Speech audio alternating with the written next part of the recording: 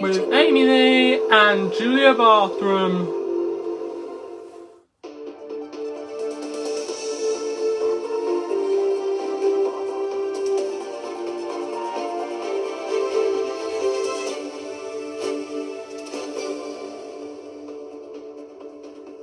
Hello there, good evening. Welcome to ITV News Tyne Tees. Tonight's headlines. Lock, stock. The shop and retail workers taking extra measures in the face of physical and verbal abuse.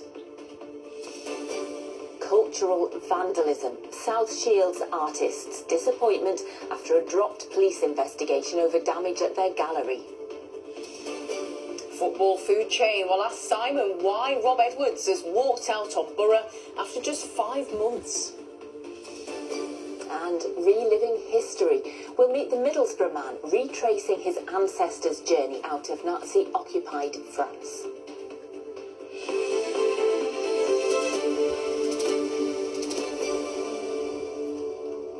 Thanks for joining us this Monday evening.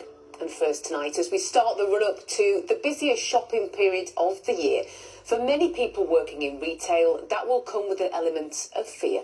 Yes, physical and verbal abuse against shop workers tends to rise heading into the festive period, with 7 in 10 in the region saying they've experienced it in the last year. Our reporter Jenny Henry has been hearing from one woman working in Middlesbrough who was threatened with being stabbed. Pop into the shop in Brambles Farm, but you can't just walk in anymore. From today, the front door locks between customers, a measure they have been forced into because of violence and threats towards staff. One shop worker who didn't want to be on camera told us she'd been threatened with a knife. This male came into the shop. He was just taking stuff off the shelves. I tried to ask him and follow him around the shop, telling him to put it back. And he said if I don't leave him alone, he's just going to stab me. How does it feel to come into work? You know, you're coming in to try and earn money and someone's threatening you with a knife. It is scary because you think it's not really worth it for what you're actually in danger for. You have to let them do what they want, and that's why they are, because they're getting away with it. So it's rather that or put our lives at risk now. So that's the experience of one shop in Middlesbrough. But the union that represents shop workers, USDOR, has spoken to thousands across the North East. They're experiencing similar things. A man spat in my face and another one punched me in the throat. A colleague was threatened to be punched and the guy said he's dog on him. He had to go to hospital following the dog bite. I've been sworn at and threatened. They told me they'd see me outside. It's almost become the norm, which is really frightening. I do believe the lack of deterrence, the lack of action that has been taken, and our members desperately need that, has sort of led us to where we are today. It's been ignored for many, many years, which is why we are welcoming Labour's crime and policing bill, and we hope that goes some way to assist us in tackling this. That bill will end the £200 threshold for prosecuting shoplifters and promises more uniformed officers patrolling shopping areas. Cleveland's Police and Crime Commissioner says support is available. Shopkeepers feel like if they report it, nothing will happen. It's so important to report, because if you report the crime in, the force can map where the problems are, they can divert resources to your area, and they know where the hotspots are. And what I've also been doing is lobbying our MPs locally for there to be a specific offence of assaults on a shop worker on its own, because shop workers are often some of the few people who actually have to go back to the scene of a crime every single day because they have to go in for the next shift. They can't afford to miss one, and that could be really traumatic for them. See you later. We're back in Brambles Farm. The door will continue to close. A lockdown on violence towards those just trying to earn a wage. Jenny Henry, ITV News. Well, next tonight to the artists on South Tyneside who say they're devastated after their gallery was trashed by vandals. The gallery in South Shields had been due to open in the summer before it was broken into, as Tom Barton reports. Graffiti on the walls, smashed picture frames on the floor, windows smeared with expensive artists' paints. This space in South Shields' former Wilko store was ready to open as an artist's studio.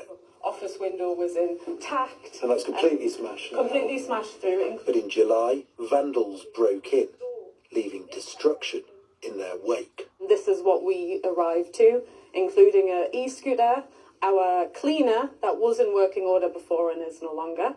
You can see all of their food, the clothes they were wearing, the Burger King hats, unfortunately. They just left it all to shreds, really. Theo lost most of his lifetime's work. These kids destroyed everything I worked for, my career, and I don't know why. Maybe for the clout, the TikTok likes, it just broke my heart. But the investigation has been dropped by Northumbria Police. It's not even about what happened to me, it's about what happened to art. What happened to art being something sacred, something knowledgeable, something that benefits society and nurtures it.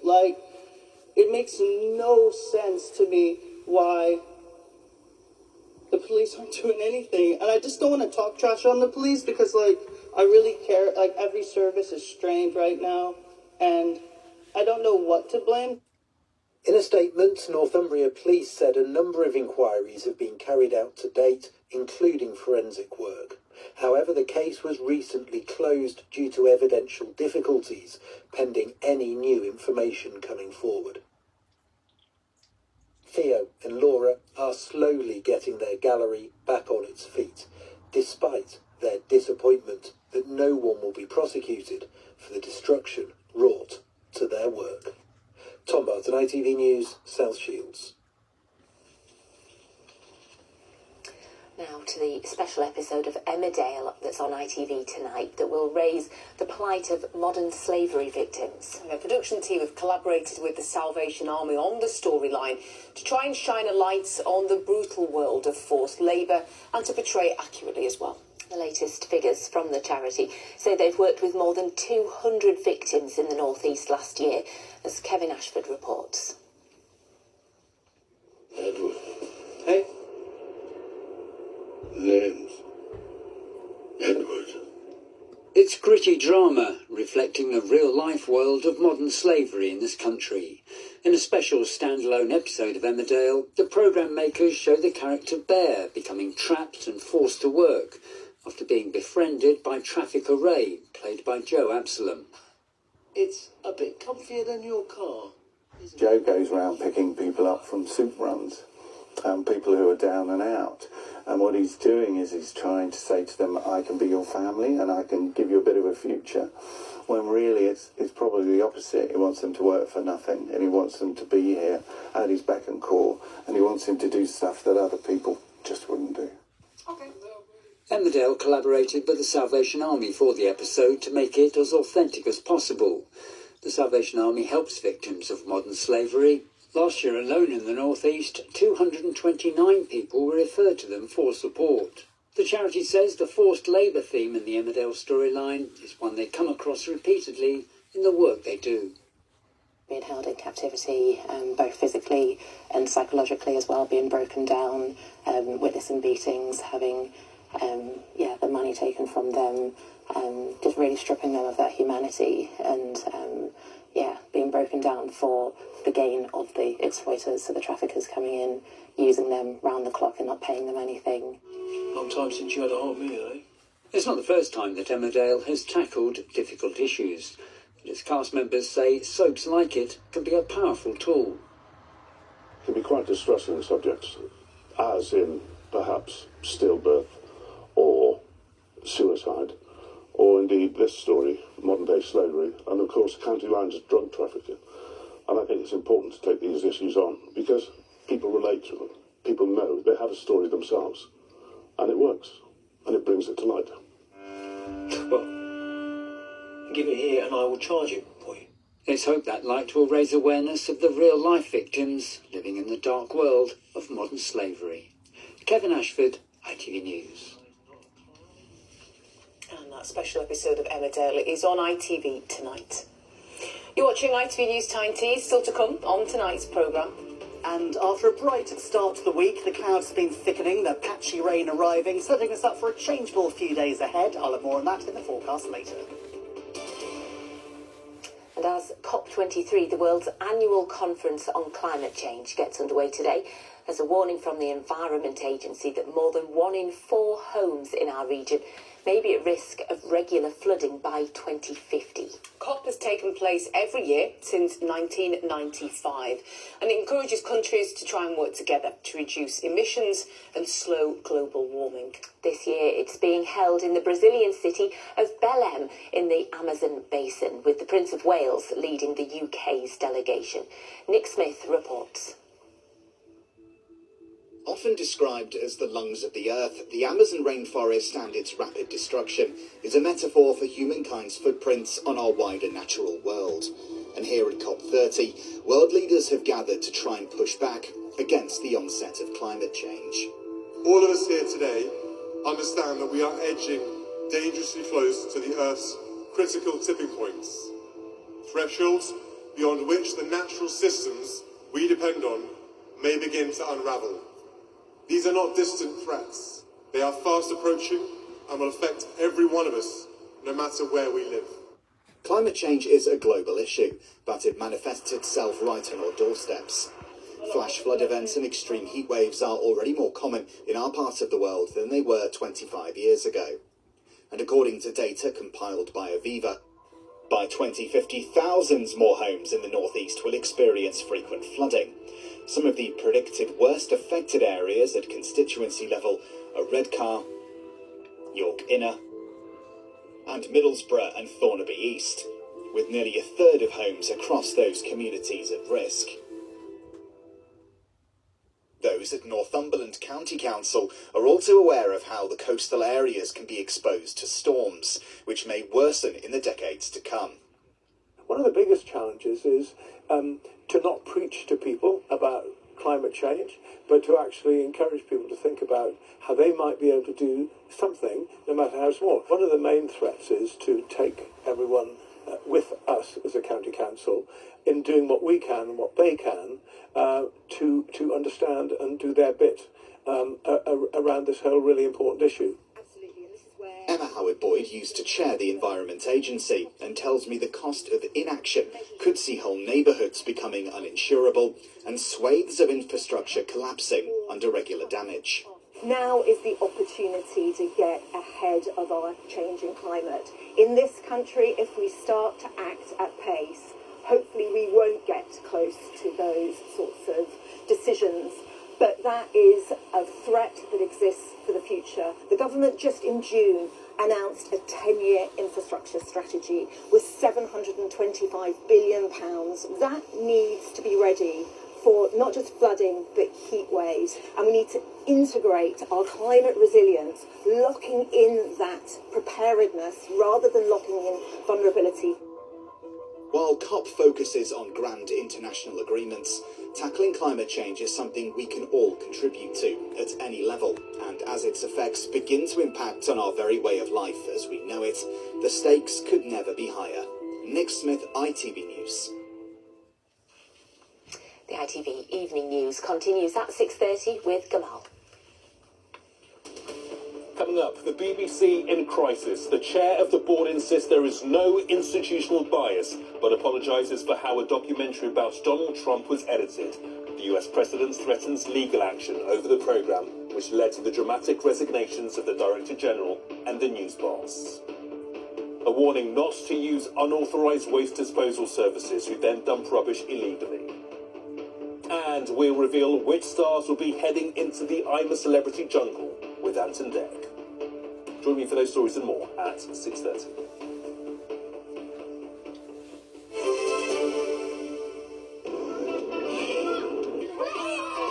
Powering local sport in the community, Octopus Energy sponsors ITV Regional Sports Report. So we're still waiting for the formal announcement, but basically Middlesbrough are going to spend the international break looking for a new head coach, Simon. Yeah, Rob Edwards has walked out to join Premier League Wolves. The club will receive compensation of more than £3 million for Edwards. They also got 3 points on Saturday as the players kept calm amid the chaos of the last few days. And that's an effort to be warmly applauded. First team coach Adi Vavish was on caretaker duties for the game as home to Birmingham City. Middlesbrough won 2-1, and it felt appropriate that two Teessiders, Dale Fry and Hayden Hackney, scored the goals. Borough ended the day up in second and back in the Championship's automatic promotion places, but the events of the last few days have left a bad taste for some. His reputation and CV, because Wolves will go down, is taking a battering. I think he's joined in a sinking ship. Just feel a bit let down, to be fair. We've given him a great job. Reputation has been lifted, and he's walking away. Today they just made it all about the team, and that's what it is. It's all about the players. The most important people at football clubs are the players and the supporters. And today they've dovetailed incredibly. People sounding pretty disappointed there. So who is next for Middlesbrough, Simon, and how do you think people will reflect on his departure? Well, as we've heard there, I think Middlesbrough Football Club and Middlesbrough fans are absolutely entitled to feel very disappointed with Rob Edwards because he has walked out on them, plain and simple. I get the Premier League, dream job, family, money stuff, but look, the reality is he walked out 5 months into a 3-year contract, and that is a poor show. As for who's next, there are two very obvious available options. Tony Mowbray, beloved club legend and friend of the Borough family, and Gary O'Neill, former Borough player who, ironically, turned down a return to the Wolves job last week. Home and away storylines for the North East in the Premier League. Newcastle United can't win away. Sunderland can't lose at home, not even against the leaders, Arsenal. Surely Arsenal would be a bridge too far for Sunderland. The Gunners are hot favourites for the title. They arrived on Wearside having won 10 games in a row and not having conceded genuinely good, genuinely entertaining game. The Gunners were being asked unexpected questions, but they came up with some pretty convincing answers after the break. For half an hour or so they hit top gear, they were frighteningly good, and they turned the game around. Surely Arsenal in top gear would... It's great for the fans, and there's just that togetherness that we keep going until the end. Absolutely outstanding. I thought we were going to get absolutely smashed. Outstanding performance. We deserved the draw. I thought that game was absolutely fantastic. We played like the best team and we deserved to get a point. A great performance by the guys. Well deserved draw at the end. We just matched up against basically top of the league. Well, I would have set for a draw at the beginning, but couldn't beat them. Their knowledge about tactics and the game model is really high, so I'm pretty confident, and I'm not really surprised. It's not a coincidence what they are doing, and they deserve to be where they are, and how we do as well. Sunderland ended the weekend in 4th place in the table. They've already taken points off 2 of the teams above them. Newcastle United aren't in the top half of the table. They go into the international break in 14th place after a second half was a complete disaster for Eddie Howe and his team. They haven't won a Premier League away game since April, and their form on the road is getting worse, not better. Add in Dan Burns sending off, which was an accident waiting to happen. Unity now more than ever. We need unity from our supporters, who's always been there for us, but we need unity internally to stay together. Don't look for excuses or to blame anyone else other than ourselves, and work really hard to try and come back stronger. These are tough times for Harrogate Town. They are just a point above the relegation zone in League 2. Simon Weaver's team lost a 6th straight game on Saturday, 1-0 at home to Oldham. In the National League, York are 6th after a 4-2 win at Eastleigh. Hartlepool are 9th after a 1-0 win at Halifax. Gateshead are 19th after a 2-0 home defeat against Solihull. Honours were even on Derby Day in Women's Super League 2.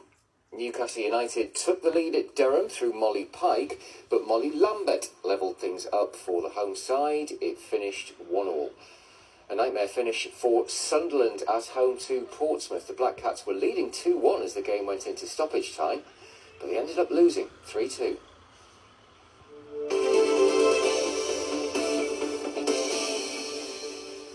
Lots to digest there. Simon, thank you very much indeed. Now, finally tonight to something quite incredible, the 800-mile journey to safety as France was in the grip of Nazi occupation that's been relived this year. Yes, more than 80 years ago, a British family raced on bikes to get the last refugee boat out of the country. Now, a teacher from Teesside has retraced those tyre tracks of his grandfather. Sam Morgan, along with 3 of his friends, did the journey on 2 wheels, and they filmed it to make a documentary, and he joined me earlier to talk all about it. Sam, James, thank you so much for coming in to talk to us about this. Sam, a very personal journey for you, something that you've wanted to do since you were a child. Yeah, that's right. So this family story is from my granddad on my mum's side. So I was lucky enough to know him for the first 21 years of my life. Although this journey was something he always found really difficult to talk about. Fortunately for the family, I suppose, his younger brother, my great uncle Phil, in his 70s was able to write his memoir of the journey. And with him being a younger lad, he was able to sort of see it more from an adventurous point of view. And it was really thanks to that memoir that I was able to piece together the journey in a lot of detail, so we were able to follow the route as accurately as possible and as similarly as they could, as we could rather. Yeah. You're recreating it as best you can today, but the poignancy of it and the physical challenge must have been quite tough, James, especially because you were roped in to help Sam out with this, but must have been quite the undertaking, really. Yeah, I mean, we had about 5 months to prepare for it, really. I've known Sam for 12 years. I've got family in Redcar and Stokesley, and I live in Cumbria, and that's where we met. And it was a challenge, but I think we've always got that motivation that his family did this in a lot more difficult circumstances, more difficult bikes, less preparation. They just got up and left. We had 5 months to prepare. They had no choice, I guess, whereas you've chosen to do this because it meant a lot. And you filmed it as well. It was filmed for you. I know you've got a couple of teammates you'd like to say thanks to, because it's really something now that you've got for the rest of forever. Yeah, that's right. So at the start of the year, once I planned to do it, and that was certainly inspired by my wife and I knowing we were going to have our first baby. First of all, it was to get James in to help, and then we very much wanted to keep the memory alive of my granddad and the rest of the family. And I was fortunate enough to have a good friend, Rory, who heard about this story as well, and he's got a little experience doing some video editing, and managed to convince him to give up 2 weeks of his summer. But then realising that it would be a long 2 weeks for him in a car on his own, he had a friend as well, Sam, who then joined the team, and that kind of fitted the team together perfectly. So, yeah, not only did they help film the majority of it, but also edited it as well, and they've done a grand job, and we're really grateful. And just finally, what do you hope to achieve by sharing this story and having it filmed, other than it just being something that's very personal to you? Yeah, I think it was always just to share my family story with sort of the next generation of my own. I suppose I'm the eldest on my side of all the cousins as well, and I kind of realised that maybe that comes with a bit of responsibility to make sure these stories continue, and especially now having a son of my own. I've heard it said, I don't know if it's actually true, but a lot of people beyond our own great-grandparents, we kind of forget our own family history. So for a story like this, it was a no-brainer to keep. So yeah, making the documentary, having an opportunity to meet yourself today. I must shout out my auntie's primary school and see him in my own school, Beverley, in Middlesbrough. I'm looking forward to doing assembly for them this week as well, and just let more and more people know about not just the sort of military perspective of World War II, but also the civilians and the refugees caught up in it. The real life, the personal story, very personal to you, Sam. Congratulations, James, on helping out and taking part, and to Rory and Sam as well, and on to becoming a dad as well to little Frederick. Sam, congratulations, and thank you for sharing everything with us today. Great, thanks for having us. Thanks. Thank you. An incredible story done for the most personal of reasons. That documentary is Ride to Refuge, and you can search for it on YouTube. And Ross is here with us now, and he's got some news of an anniversary that actually took me quite by surprise. How long it is, yeah? It's been 10 years since Storm Abigail hit the UK. Why is that important? Number one, it's the best name for a storm because it's a big gale. It's my one weather fact, and I'm running with it. But also, it was the first named storm we had, so it's a decade since we started naming storms. And since then, we have had dozens of them. So putting together a list was quite an effort. Please don't spell check this. They're named by the partnership of our Met Office and the Irish and Dutch versions as well. It was to make storms easier to track and to warn about and to remember them as well. And we've had quite a few to remember here, I have to say. I think Arwen is probably the standout for the widespread damage. Desmond in the mix as well. In fact, to be fair, we've had quite a few. It was a bad one as well. Yeah, which I still struggle to say, actually, as that one passed. Yeah, we've had 70 so far. Strongest gusts for storm units in 2022 in the Isle of Wight. Desmond brought the wettest day for Cumbria, and 40,000 names were suggested for this season. The first one was, of course, Storm Amy, wasn't it? No storms on the way. Here's your forecast. An icy start to the day will give way to a series of oohs and ahs. TUI sponsors ITV Tyne Tees weather. At the moment, we do have some patchy rain around. That's sometimes on the heavy side, but it's breaking up. It's clearing its way out towards the North Sea. And actually, overnight, things are looking a lot calmer. Clearer skies, lighter breeze. It's actually quite chilly as we make our way into tomorrow morning. Very first thing, we get the dry conditions with some clearer skies, but the spells of rain quickly moving their way in from the west. Sometimes heavy, off and on as we make our way through the day, and it is going to stay unsettled as we make our way through this week. Low pressure ever present at the moment. That's tonight's rain there. It's clearing away quite quickly. Tomorrow we get a warm front first thing. That clears through. A cold front then follows on behind as we head through the evening. But actually into Wednesday, most of that has pushed its way further north. So behind that we are looking at some drier and brighter conditions. For now, the rain's swirling around, but it is pulling away out towards the east. Behind it, we're seeing those clearer skies developing, the lighter winds, some patches of mist forming into those early hours. And with clear skies and light winds, temperatures dropping down into the single digits, 5 or 6 degrees. No risk of a frost, but certainly in sheltered rural spots could be hovering at around 3 or 4. So into tomorrow morning, again, first thing, there'll be occasional brighter breaks, but really the clouds quickly moving through. You can see the rain here, the bright colours showing we're getting those heavier bursts. Through the late morning into the afternoon, it starts to push its way further north. Some brighter skies will develop as it does clear through. Temperatures, as we saw today, at around 13, maybe 14 degrees. Through the later part of Tuesday, the secondary area of rain is moving its way through. And again, some of this will be heavy, particularly over higher ground. It moves away quite quickly, though. And again, into the early hours of Wednesday, things are starting to calm down with those brighter skies around. Further spells of rain as we look towards Thursday, and gradually our temperatures will fall. TUI sponsors ITV Tyne Tees weather. Thank you, Ross. And in just a moment, the national and international news is coming up. I'll be back with an update for you at 10:30. Hope to see you then. Have a good evening. Thank you for watching. Bye-bye. Bye-bye.